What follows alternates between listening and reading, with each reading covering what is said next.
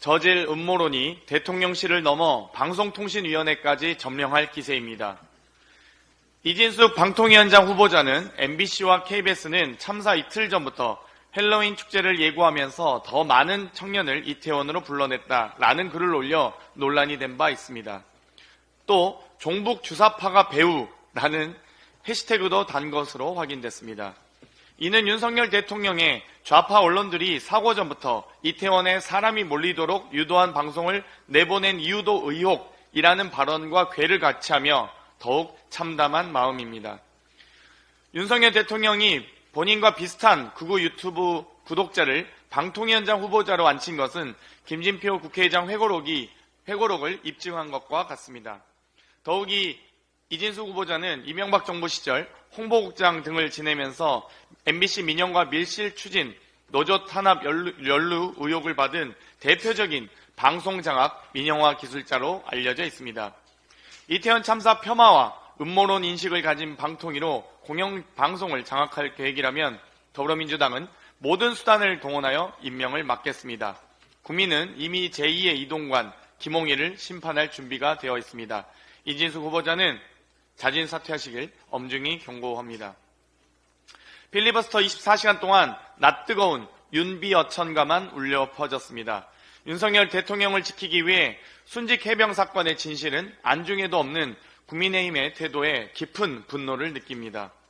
필리버스터 과정에서 국민의힘 의원들의 발언도 궤변에 이어 폐륜적 발언까지 나왔습니다.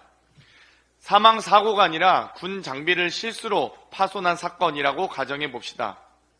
윤석열 대통령의 신복인 대통령실 법률비서관이었던 주진우 의원의 발언입니다. 사람이 소모품입니까? 사람의 목숨이 물건처럼 대체가 가능합니까? 나아가 곽규택 의원은 순직해병특검법과 전혀 상관없는 사건의 판결문을 읽는 등 천금 같은 시간을 윤석열 눈도장 찍기, 충성 경쟁에 소비했습니다. 또 필리버스터 종료 방해도 있었습니다. 국회법 106조의 2 제6항에 따라 무제한 토론 종결 동의가 제출된 때로부터 24시간이 지났는데도 의장석 주변을 무단 점거하며 종결 투표 진행을 방해하였습니다. 이렇게까지 해서 특검을 막는 이유가 무엇입니까? 언제까지 용산만 바라보고 국민의힘을 운영하실 겁니까? 이태원 참사, 최혜병 특검 등 국민의 요구에 응하시기 바랍니다. 어제 최혜병 특검법 통과 이후 검찰이 이재명 대표를 또 소환 조사하겠다고 밝혔습니다. 이쯤 되면 막 가자는 거죠 라고 하셨던 노무현 대통령의 말씀이 떠오릅니다. 검찰은 김건희 소환은 말만 하고 하지 못해 입이 10개라도 할 말이 없어야 하는데 야당 대표는 수시로 마음대로 부르고 있습니다. 지금껏 이재명 대표를 먼지 털듯 탈탈 털어도 나오는 게 없으니 회유, 진술 조작 등 온갖 더럽고 추잡한 위법 추태를 저질러 왔습니다. 그런데 이번엔 또 뜬금없이 경기도지사 시절 경기도 예산 관련해 소환조사하겠다고 합니다. 이번 소환조사는 최혜병 특검법과 윤석열 대통령 탄핵 100만 청원에 대한 시선 돌리기용 카드라고밖에 볼 수 없습니다.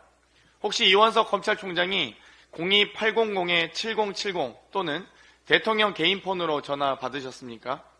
김건희 여사는 소환조차 못하는 애완견 같은 검찰이 이재명 대표에겐 광견처럼 달려들고 있습니다. 검찰의 폭력에 대해서 법사위 조사를 통해 낱낱이 밝혀가겠습니다. 이상입니다.